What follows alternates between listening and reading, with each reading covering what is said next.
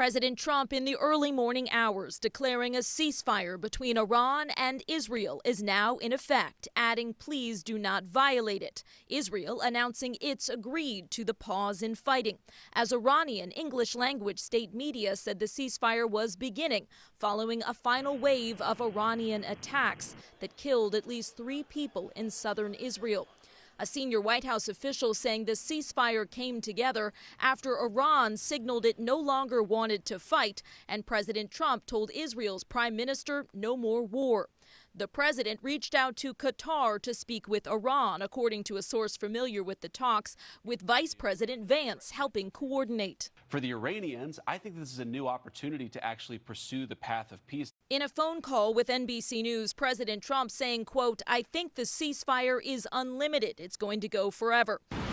The rapid developments come after Iran fired missiles at U.S. troops in Qatar Monday in retaliation for U.S. airstrikes on Iranian nuclear sites over the weekend. The president saying the U.S. expected and countered what he called Iran's very weak response and that no Americans were harmed.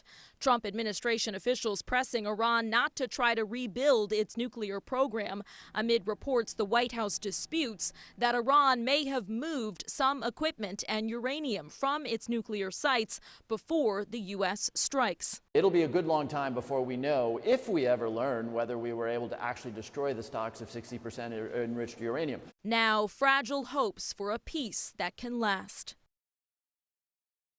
In Washington, Alice Barr, NBC News.